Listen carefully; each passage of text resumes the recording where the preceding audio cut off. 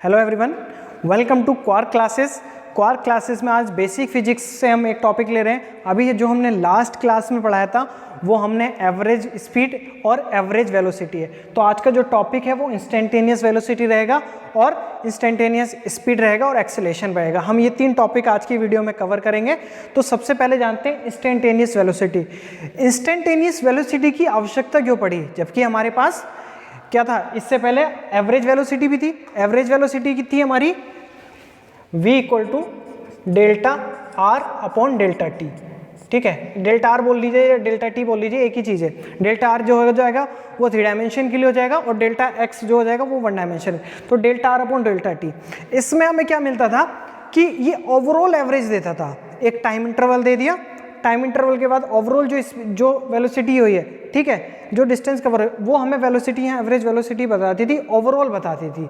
ठीक है, लेकिन अब हमें क्या है कि फिजिक्स में हमें क्या आवश्यकता जड़ी कि एक पॉइंट पे, कि अब हमें इस पॉइंट पे बताना है कि वेलोसिटी क्या होगी इस पॉइंट पे। इंस्टेंटेनियस कहने का तात्पर्य अगर इसको ग्राफिकली समझें तो जो था, सपोज कीजिए यहाँ के बीच की ये पहले होती थी एवरेज।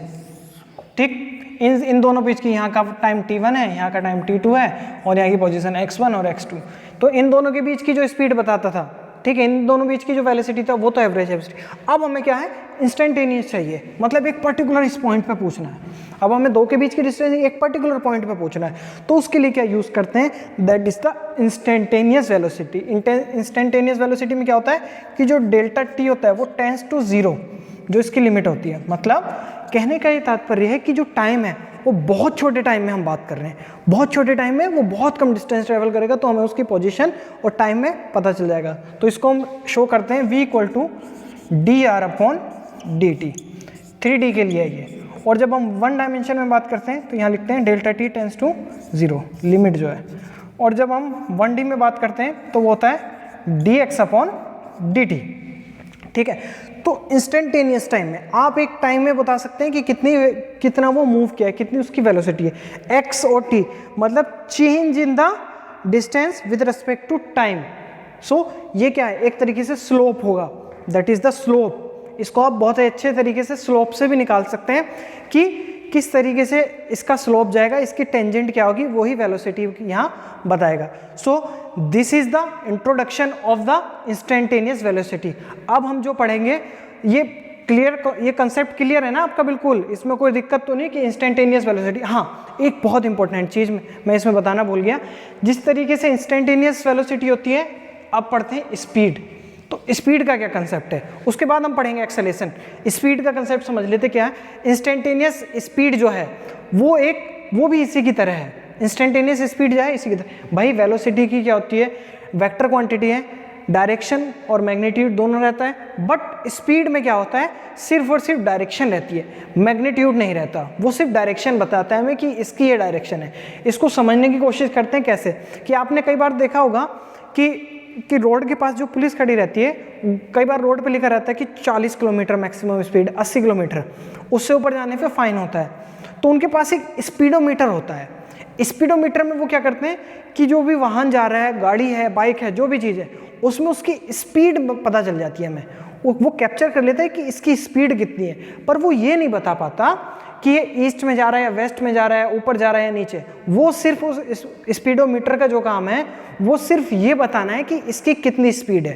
ठीक, अब आप जानते हैं वेलोसिटी और स्पीड दोनों की यूनिट सेम होती है। SI यूनिट क्या होती है इनकी, मीटर पर सेकेंड। ठीक, तो अगर हम बात करें वेलोसिटी वेक्टर क्वांटिटी, अगर इसका मैग्नीट्यूड ये होगा तो ये हमें क्या बताएगा, स्पीड ही तो बताएगा, दैट इज द वेलोसिटी। और ये हमें क्या बताएगा, स्पीड। सो ये इंस्टेंटेनियस स्पीड। ठीक है, तो ये कंसेप्ट क्लियर है। चलिए अब स्टार्ट करते हैं एक्सेलेरेशन। हाँ, तो देखिए अब पढ़ते हैं एक्सेलेरेशन। वेलोसिटी का कॉन्सेप्ट आपको क्लियर हो गया, इंस्टेंटेनियस वेलोसिटी और इंस्टेंटेनियस स्पीड दोनों कॉन्सेप्ट आपको क्लियर है। अब स्टार्ट करते हैं एक्सेलेरेशन। तो एक्सेलेरेशन क्या है, the change in velocity with time is called the acceleration.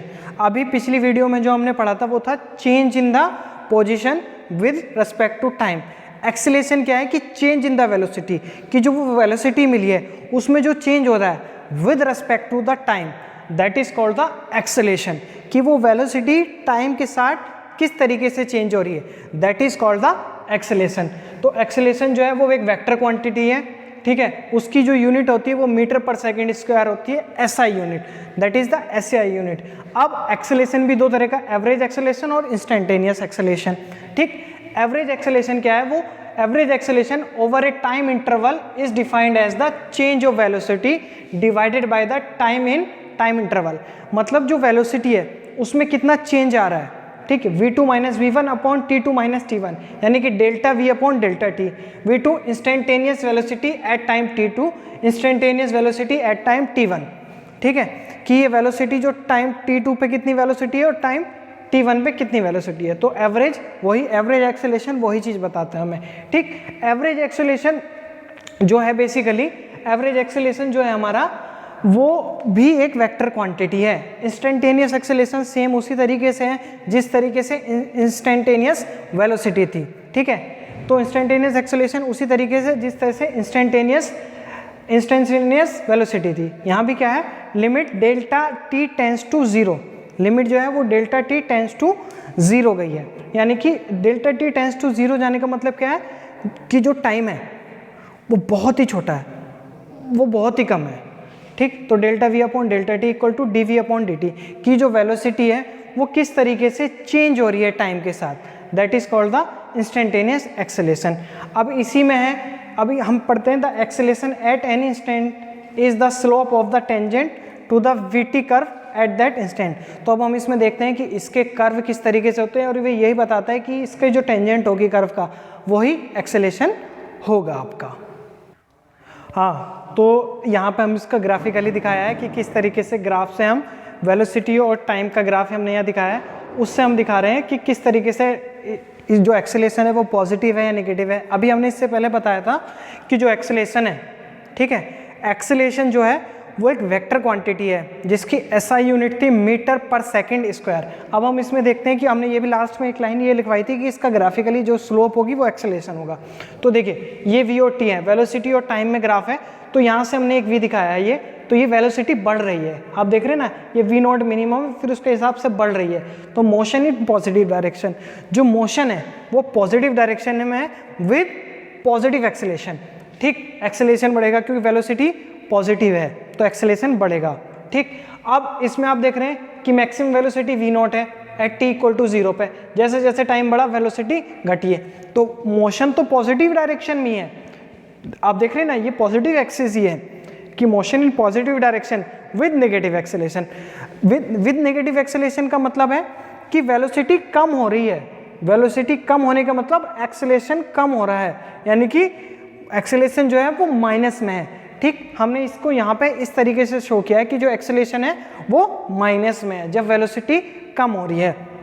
Next graph में अब हम देखते हैं, किस में देखते हैं कि जो वेलोसिटी है वो पहले से मोशन इन नेगेटिव डायरेक्शन, जो मोशन हो रही है, मोशन की जो डायरेक्शन है, वेलोसिटी की जो डायरेक्शन वो नेगेटिव डायरेक्शन में है विद नेगेटिव एक्सेलेरेशन। यहाँ पे आप देख रहे हैं कि ये वन फर्स्ट एक्सिस, सेकंड, ये थर्ड, ये फोर्थ क्वाड्रेंट में है, तो यहाँ देख रहे हैं ये एक्स, ये वाई वाला नेगेटिव है, तो यहाँ आप देख रहे हैं वेलोसिटी धीरे धीरे और नेगेटिव डायरेक्शन में जा रही है और विद नेगेटिव एक्सेलेरेशन के कारण। देखिए यहाँ पे जो बता रहे हैं वो इसकी डायरेक्शन बता रहे हैं वेलोसिटी की भी, क्यों, क्योंकि वेलोसिटी भी क्या है, एक वेक्टर क्वांटिटी है और ये भी एक वेक्टर क्वांटिटी है। क्लियर है?